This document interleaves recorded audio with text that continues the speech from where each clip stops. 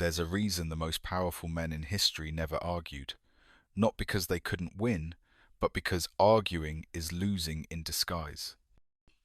Every time you raise your voice, over-explain, or try to prove yourself, you admit weakness. You show that you need to be understood. But Machiavelli understood something colder, something few ever grasp. He knew the real game isn't about proving you're right. It's about making others question themselves. In this world, silence isn't passive. It's psychological warfare. And the one who doesn't argue rules. Arguments feel powerful. You feel righteous, intelligent, morally superior. You come armed with logic, facts, and fire.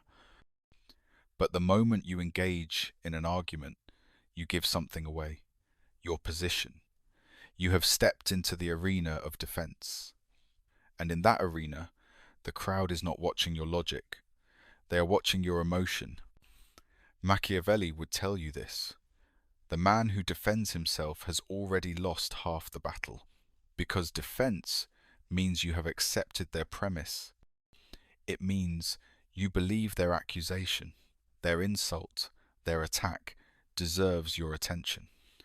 But when you argue, what you're really doing is confessing to insecurity, to doubt, to the idea that maybe they're right, and you must explain why they're not.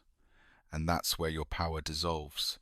Think of the most dominant people you've seen, not the loudest, but the calmest. The ones who could dismantle an entire room with a look. They never argued. They didn't raise their voice. They didn't explain. They watched. They measured. And their silence said more than 1,000 words could. Because they weren't trying to be liked. They weren't trying to be understood. They were in control of the frame. An argument is a trap. It's bait disguised as fairness. It's the illusion that if you just make your point loud enough or sharp enough, you'll win. But real power never begs for victory. Real power creates conditions where opposition folds on its own, where the enemy, in trying to provoke you, ends up exposed, emotional, rambling, weak. The more you argue, the more you anchor yourself to the need for external validation. You want to be seen as right, but Machiavelli didn't care about being right. He cared about being untouchable. And untouchable men don't argue, they make others argue among themselves. They say less. They reveal nothing. And in that mystery, they dominate. So the next time someone tries to drag you into a debate, don't step into their frame. Step above it. Hold your gaze.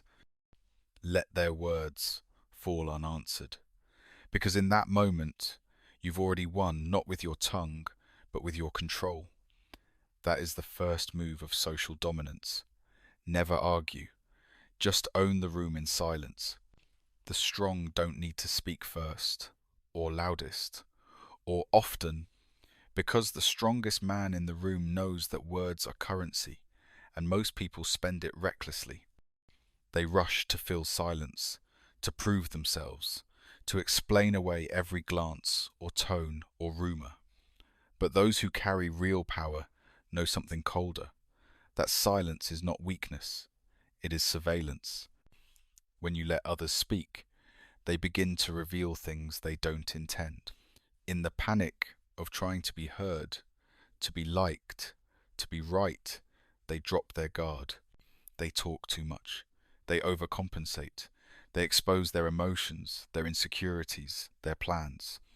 And all the while, you remain still, watching, calculating, letting their words dig their own hole. That is power. Machiavelli understood this long before modern psychology caught up. He knew that most people fear silence. They cannot sit in it. It unnerves them. It makes them question themselves. So when you meet their need for validation with nothing, no nod, no defense, no reassurance, they begin to flinch. They double down. They fumble. They reveal too much. And the crowd, watching silently with you, begins to shift. they don't see a confident speaker and a passive man. They see a rattled man and an unmoved one. And in that contrast, the frame tilts. You win without moving. Think of how many times you've watched someone ruin their own authority just because they couldn't stop talking. They had a point, maybe even a good one, but they pushed too far. They tried too hard. They exposed that they needed to win. And that need, that desperation, stains everything they say. Meanwhile, the man who stayed quiet becomes more than human. He becomes unreadable. And in mystery, we project strength. This is the psychology of silence.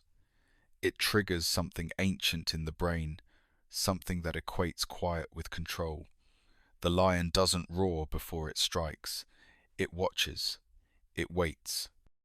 It lets the weaker animal tire itself out, reveal its blind spots, and then moves when it matters. Power isn't about dominating the conversation. It's about controlling its direction without speaking. When you speak, make it deliberate, measured, a move, not a reaction. Because the more silent you remain, the more others assume you know something they don't. That assumption becomes fear. That fear becomes respect. And respect that comes from fear, not approval, is the kind that lasts. In every room, there is someone who cannot stand silence and someone who uses it. Be the latter. Let others collapse under their own noise. While you sit still, untouchable, with every advantage on your side. That is how the strong stay in control, before any word is spoken, before any side is taken, before any logic is presented. The outcome is already being decided, not by facts, not by volume, but by the frame, the invisible structure that shapes how everyone sees what's happening. The man who controls the frame doesn't need to argue. He simply forces the room to see things from his angle, and from that angle, he always wins. You've seen this in action. A man walks into a meeting late. If someone else says, "You're always late," and he replies, "Better late than irrelevant," the room laughs. The mood shifts. Now the frame is no longer about his tardiness, it's about his value. He took the accusation and reframed it, not defensively, not emotionally, but with control. And just like that, he flipped the power. Machiavelli didn't write about framing in the modern sense, but he lived by it. He knew that truth is never enough. If your truth lives inside someone else's frame, it will always look like a lie. He who defines the terms defines the perception. And perception is where power lives or dies. Weak men walk into conversations hoping to be heard. Strong men walk in knowing they'll be obeyed not because they speak louder, but because they've already shaped what the conversation means. If you don't control the context, you are being controlled. And once you are reacting, once you are defending, once you are explaining, you are already positioned as the weaker one, and you cannot win from that posture. Framing happens fast. It happens silently. The first words spoken often set the tone. That's why cold operators don't waste time on long justifications. They make bold, sharp statements that signal certainty. They don't ask for agreement, they assume it. They don't say, "I think we should." They say, "Here's how we'll do it." The confidence is the frame, and people follow it. If someone challenges your position, do not dive into counterpoints. That's how you lose. Shift the perspective instead. Redirect the attention. Recast the motive. Don't fight inside their story, write a better one. You're not being accused. You're being envied. You're not being questioned. You're being studied. Now the room doesn't see conflict. They see confirmation of your dominance. The ones who always lose are the ones who argue inside the wrong frame. They believe logic will save them. It won't.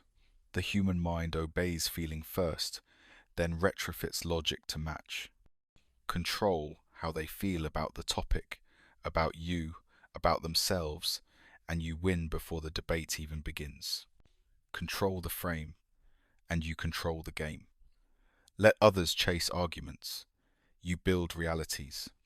That's how dominance begins without a word, before the conversation even starts. When someone tries to wound you with words, your instinct will be to retaliate, to clap back, to defend, to restore the image they tried to smudge. But Machiavelli would warn you, the moment you fight back, you've already lowered yourself. Retaliation makes the critic your equal, and power dies in equality. What you must do instead is redirect. Redirection is the cold, surgical art of shifting the focus, not by explaining, not by arguing, but by making their attack irrelevant to the frame you control.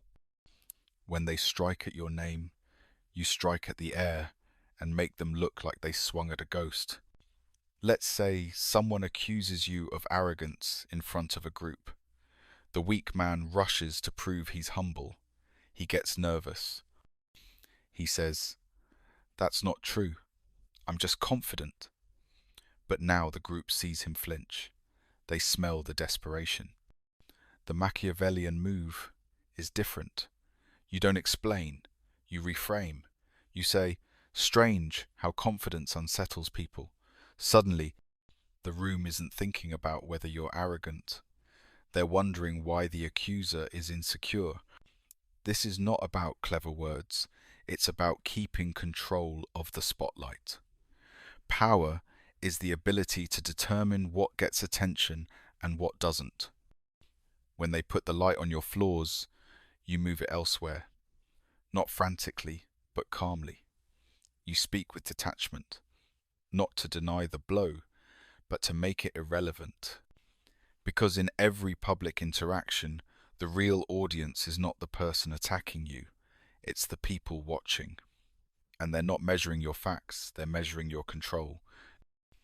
The one who stays calm, who redirects the topic, who shrinks the importance of the jab without ever reacting emotionally, that's the one they trust. That's the one they fear. That's the one they follow. Redirection isn't cowardice, it's precision. It's knowing that your energy is a limited resource, and every drop spent on retaliation is a drop you've surrendered to them. The strong don't waste time on weak provocations. They stay 2 moves ahead. They let their enemies overexpose themselves while they remain still and unreadable. If someone mocks your success, redirect to their obsession. If someone attacks your personality, redirect to their pattern. If someone questions your credibility, redirect to your results. Always calmly. Always with just enough sharpness to cut, but never enough to bleed. And if you say nothing at all, that's still a redirect. Silence makes them over-explain, overreach, collapse. Because without resistance, they swing again and again, until the crowd starts to wonder, why are they still talking? The moment you stop defending and start redirecting, you step into a different kind of power, a silent one, an elevated one, because when you control where the eyes go, you never need to fight. You just make them look. Sometimes, the most devastating response is not a sentence. It's a look, a breath, a pause, a slow turn of the head. Or when used with cold precision, a smirk, that barely noticeable curve of the mouth that says everything while saying nothing at all.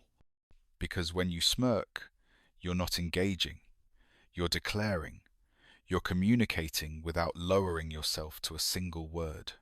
And in that wordless moment, you kill the argument. Machiavelli understood that power isn't just in action, it's in how action is perceived. And perception is shaped long before words ever matter.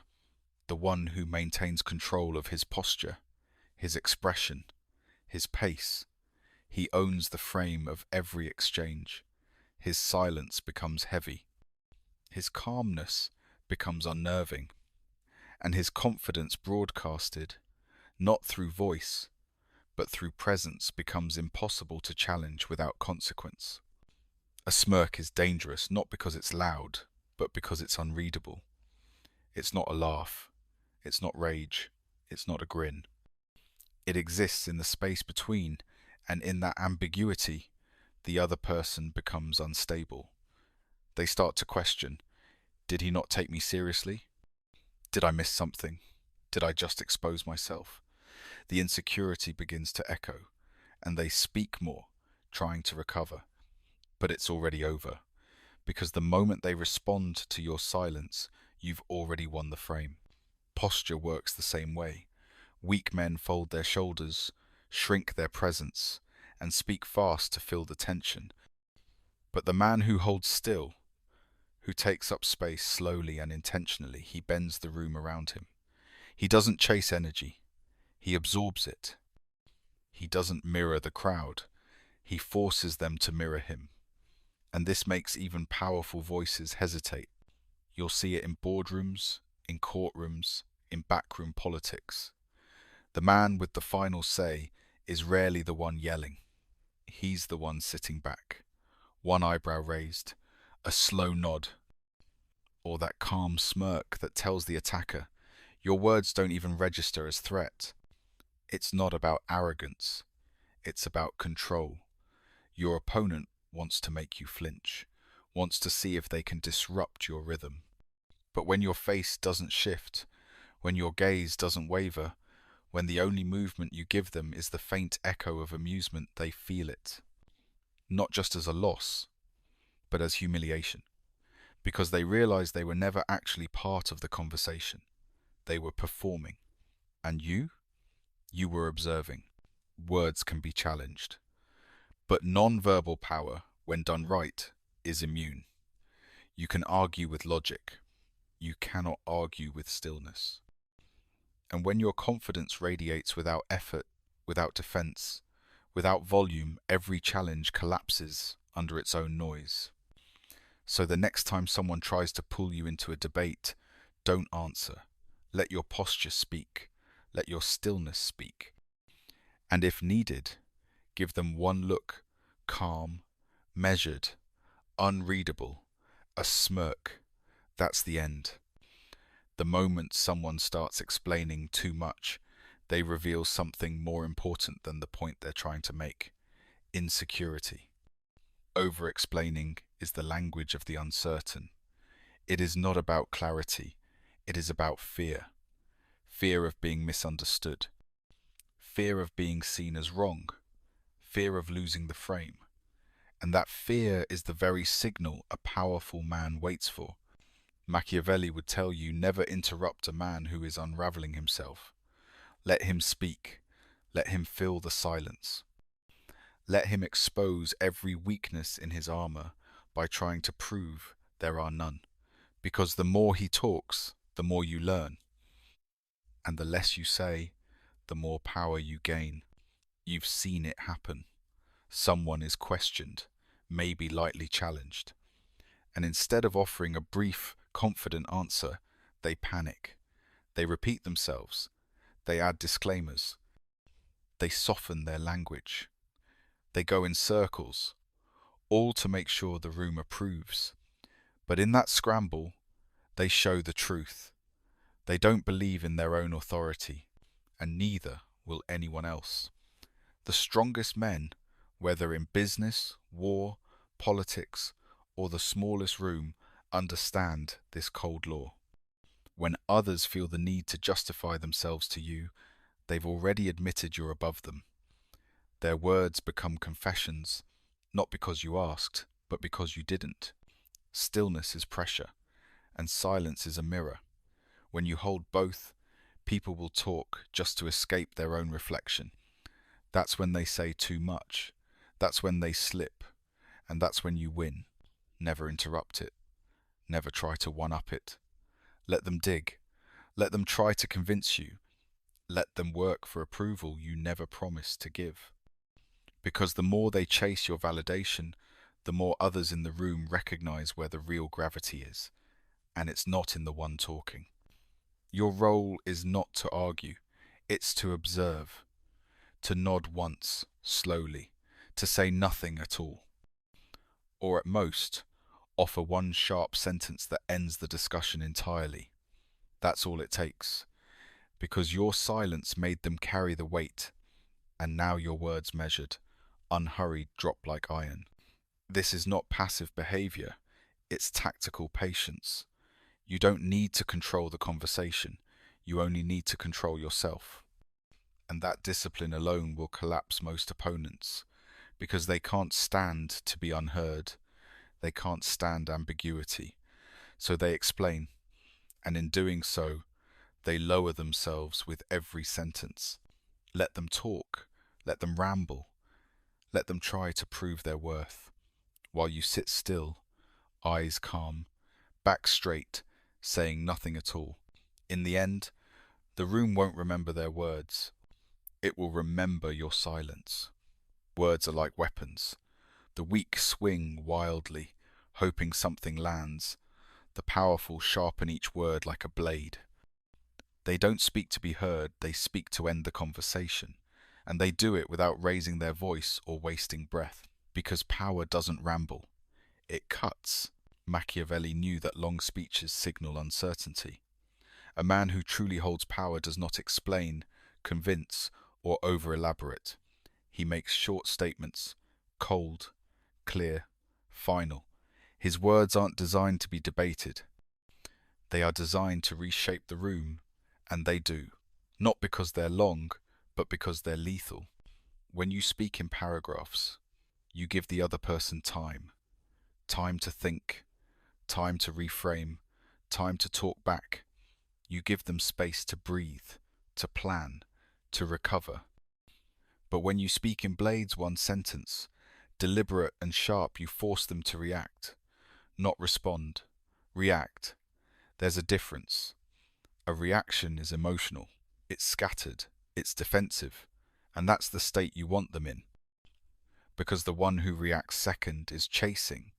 The one who speaks with precision leads. Think of the most unforgettable lines in history. They are never long. They are not polite. They are not padded with apologies or explanations. They hit. I said what I said. Make him an offer he can't refuse. You come at the king, you best not miss. Every one of those lines carries weight because of what they leave unsaid. It's the silence around the blade that makes it sharp. Your goal is not to speak more. Your goal is to speak better. One statement that makes a man rethink his position is worth more than 1,000 words that convince no one. Precision forces clarity. It reveals confidence. And more importantly, it denies your opponent any foothold. Never confuse being articulate with being powerful. Power is found in control, and control is shown through restraint. The man who can reduce a complex idea into one cold sentence will always command more respect than the man who needs 10 minutes and a slideshow to say the same thing. Brevity signals certainty, and certainty is magnetic. Let others flood the room with noise. Let them build mountains of words, hoping to bury you beneath them. While you sharpen one sentence behind your silence, when you speak, it should feel like the room tilts. Not from volume, but from impact. Speak in blades. Speak with intention. Speak to end, not to explain. Because in the end, no one fears the man who talks the most. They fear the one who says just enough to make them wonder what else he could have said, but chose not to. There is a particular kind of silence that breaks people.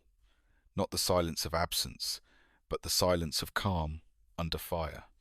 When someone tries to provoke you, calls you out, mocks you, questions you, and you don't flinch, you don't blink, you don't even adjust your posture. The effect is immediate and brutal. They came for war. You offered stillness, and that stillness humiliates them more than any insult ever could. Machiavelli understood this subtle brutality. He knew that control in moments of tension is more powerful than any form of retaliation. When you stay composed, you expose the contrast. The more emotional they become, the more stable you appear. The more they shake, the more you solidify. The more they speak, the more you dominate without speaking at all. This isn't about being passive. It's about being unshakable. It's about choosing your tempo and never letting anyone pull you into theirs. Because the man who reacts emotionally has already given up the frame. He's no longer in control, he's responding. He's seeking approval, protection, understanding. You aren't, you're still. And stillness is terrifying to those who depend on chaos to win. People will try to pull you into their storm.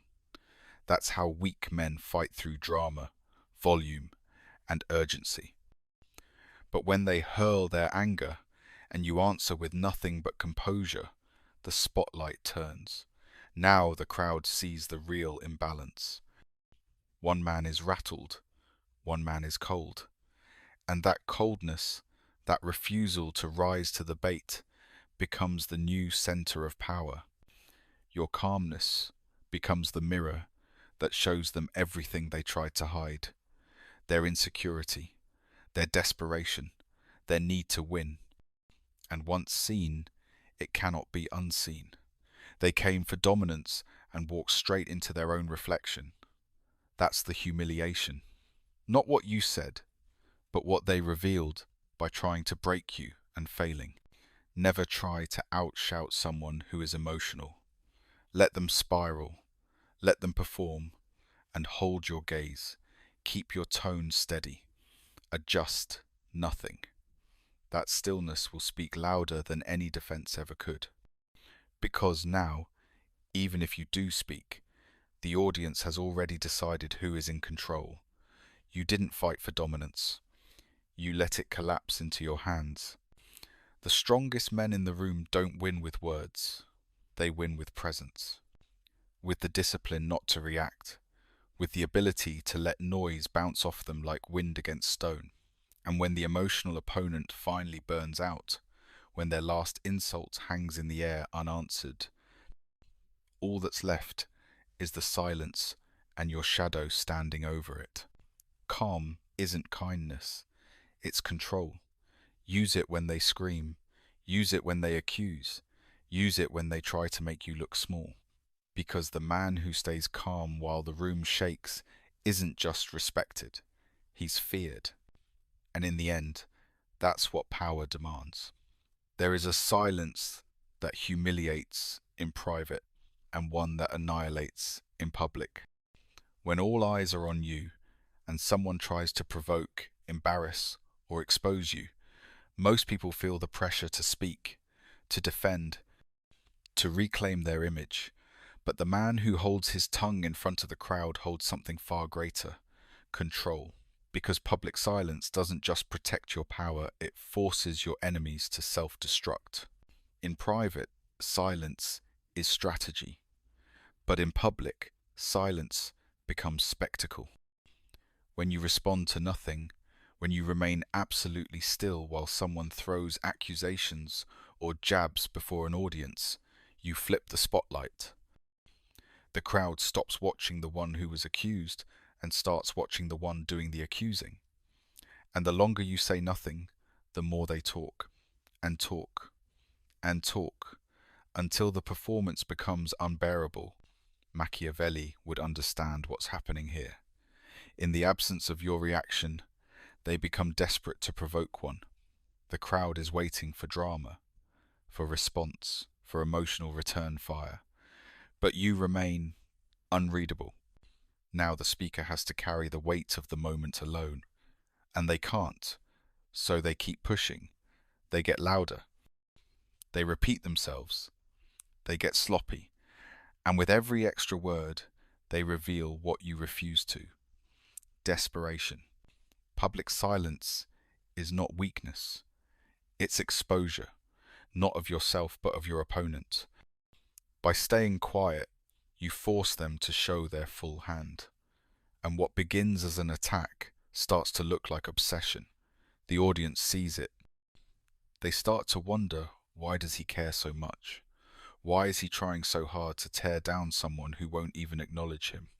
The true collapse isn't when the accuser stumbles over his words. It's when the audience shifts its loyalty. Not because you argued well, but because you refuse to argue at all. Your silence becomes a choice, a signal of superiority, a message that says, "You are not important enough to disturb my calm." And nothing wounds the ego of a man looking for validation more than being denied a reaction. Remember, in any social structure, office, courtroom, family, nation, people don't follow the loudest voice. They follow the one who remains unfazed under pressure. And public silence, when delivered with total composure, becomes magnetic. It draws the power away from the speaker and gives it to the one who says nothing at all. Let them perform. Let the eyes fall on them. Let their voice echo into your quiet. And when the crowd turns to you for a response, offer nothing. Just presence, just control. And watch how the weight of their own performance breaks them. In the end, you don't have to destroy your enemies. Just let them speak. The silence will do the rest. Power does not always belong to the one who speaks first, moves fast, or wins the crowd in the moment. It belongs to the one who endures, the one who doesn't flinch, doesn't rush, and doesn't need immediate victory. In a world obsessed with short-term wins, the true Machiavellian understands. You don't need to win, you need to outlast. Every conflict, every power play, every accusation has a lifespan. What feels urgent now will fade. What feels explosive today will dissolve in silence tomorrow. But the man who reacts too soon, who tries to crush every threat immediately, exposes himself. He spends energy, he makes noise, he loses composure. All while the one who waits, watches, and stays still begins to rise. Stillness is not inaction. It is presence under pressure. It is the ability to remain unmoved while others spiral. The moment someone attacks, they are already burning energy. They are investing themselves emotionally, socially, reputationally. But if you don't match that investment, if you let them burn while you conserve, then time becomes your ally. Time is ruthless. It reveals who is desperate. It reveals who can't hold silence. It reveals who begins to panic when the crowd grows quiet. Most people don't know how to survive silence. They start talking just to fill it. They make decisions too fast. They clarify what no one asked for. They rush toward any opportunity to win now because they fear being forgotten later. But you wait. You understand that dominance isn't always visible. Sometimes it's quiet. Sometimes it's the man who simply outlives the storm. And once the noise fades, he's the only one still standing, undamaged, unbothered. That's when power consolidates. Not in the peak of noise, but in the quiet that follows. The best manipulators know how to use this. They let their rivals exhaust themselves. They let them win the crowd for a moment. They let them speak, accuse, gloat. Then they wait, patient, calculated. Not because they're weak, but because they understand the emotional half-life of every attack. They know that when the dust settles, no one remembers the loudest voice. They remember who looked unshaken. You don't need to win every battle. You just need to outlast every opponent who mistakes urgency for strength. Because, in the long game, patience becomes pressure. The man who doesn't blink forces everyone else to doubt their timing, their strategy, themselves. Outlasting isn't passive. It's a weapon. It breaks egos. It breaks momentum. It breaks the illusion of power built too fast and too loud. So the next time you're tempted to react, to explain, to strike, To prove don't. Wait. Hold your ground. Let time do what it always does. Reveal who was truly in control. Because the winner isn't the one who moves first. It's the one who's still standing when the rest collapse. Sometimes the most powerful defense is no defense at all. Not because you lack the tools to respond, but because silence lets others do the work for you. In the right conditions, that silence becomes louder than any argument. It spreads, it ripples, and eventually it becomes an echo chamber. Not of your words, but of your influence. Because when you say nothing, the world starts to talk for you. Machiavelli understood this quiet manipulation. He knew that in politics, war, or court, silence draws suspicion not toward you, but toward your enemies. When someone attacks you publicly and you say nothing, the crowd begins to think. They look at the attacker more closely. They ask questions the attacker never expected. Why is he speaking so much? Why is he trying so hard to convince us? Why isn't the other man saying anything at all? This shift is subtle but devastating. What begins as an offensive strike becomes a desperate performance, and the audience starts watching the attacker with a colder eye. They study his tone. They pick apart his story. They ask themselves if something's being hidden, not because you exposed it, but because you gave them the space to discover it themselves. People trust what they conclude on their own, not what they're told. And by staying silent, you force them to reach those conclusions without your guidance. The moment they start questioning the attacker's motives, your power grows. Your silence is no longer absence. It becomes a mirror. It reflects the attacker's behavior back at them. And the crowd starts to turn. This is the echo. It's social. It's psychological.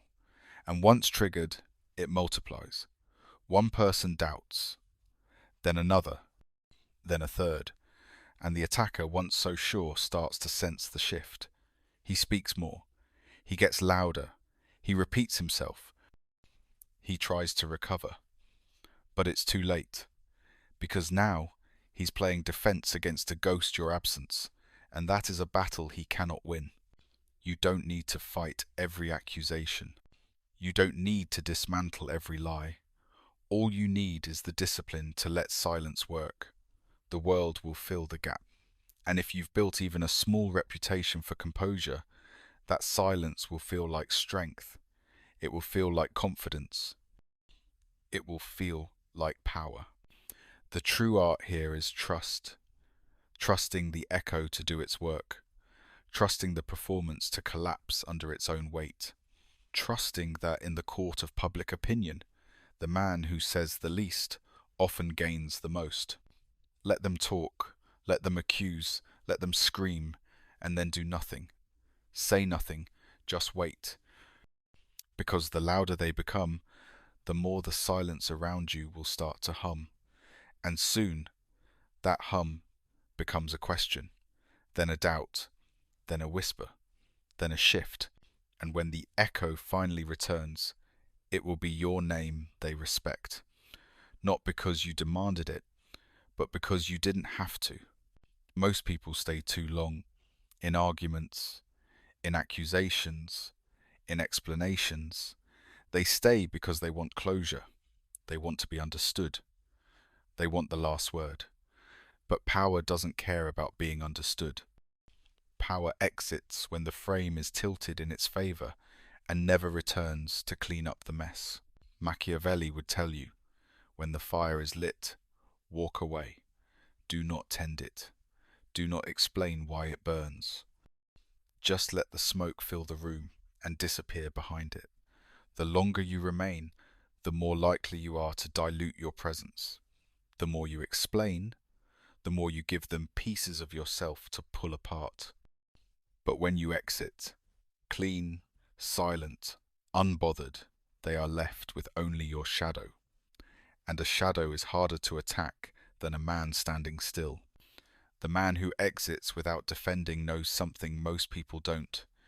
You don't win by resolving conflict, you win by rising above it. You don't owe clarity to those beneath you. You don't owe closure to people who want chaos. Every second spent in cleanup mode is a second spent lowering yourself to the level of the noise. Exiting with dominance is not about walking away. It's about knowing when you've already won, when the room has tilted, when your silence has become heavier than their shouting. That's the moment you leave. Not with anger, not with drama, just with composure. A nod, a glance, a single line maybe, then nothing more.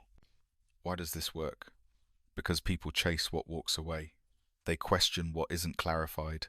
They replay what wasn't resolved. And when you leave without tying every knot, you become the story they retell in their minds again and again until doubt eats them alive. Your absence becomes their obsession. Meanwhile, those who stay, those who keep talking, keep arguing, keep trying to fix the narrative, only bury themselves deeper. Every word they say is a thread someone else can pull. Every apology is a weapon handed over. Every explanation becomes evidence of insecurity. You don't owe them your cleanup. You owe yourself your elevation. So the next time someone tries to drag you into a prolonged conflict, don't engage, tilt the frame, deliver your precision, then exit. Not because you're afraid to stay, but because you're too far above it to remain. Let them wonder why you didn't fight back. Let them invent reasons for your silence. Let them tell the story 100 different ways. Because in every version, you are the man who didn't need to explain. And that makes you the man they can't forget. You will never argue your way into power. Because arguments belong to those who need to be believed. And needing to be believed is already a form of weakness. The moment you try to convince someone you're right, you've placed yourself beneath them, waiting for their approval, their agreement, their permission to stand tall. Machiavelli understood this. He knew perception is more powerful than truth. The world doesn't follow who's right, it follows who appears untouchable. So the man of strategy does not argue. He crafts the image. He builds the myth. And he lets others drown in debate while he stands beyond it. Arguing is noise. It's friction. It's energy spent chasing the thoughts of others instead of shaping them. But perception is design. Perception is architecture. It's what people see when they look at you, and more importantly, what they think they see. Once that image is strong enough, it doesn't matter what you say or what they say. The image speaks louder than logic. That's why the powerful are so often misunderstood and never bothered by it, because they don't live inside the words of others. They let the world talk, speculate, question, accuse, and they remain unmoved. Not because they don't have an answer, but because offering one would puncture the myth. And myths are stronger than facts. Myths last longer. Myths rule minds. Control perception, and you control response. Let them think what they want, as long as it leads them where you want.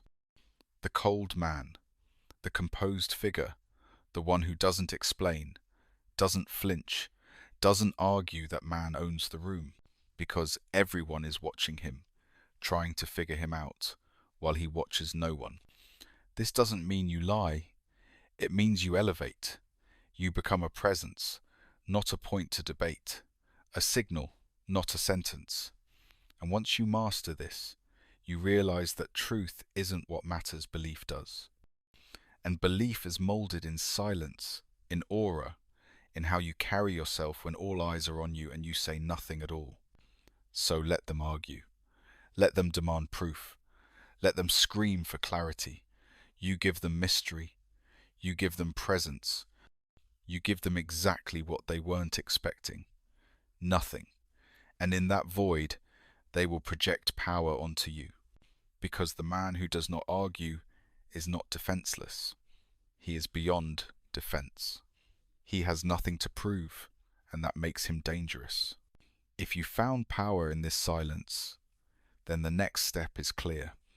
Subscribe to Dark Blue Psychology, like this video, and turn on notifications so you never miss the next move. Watch the next video now, because true power is not in what you say, but in what you don't.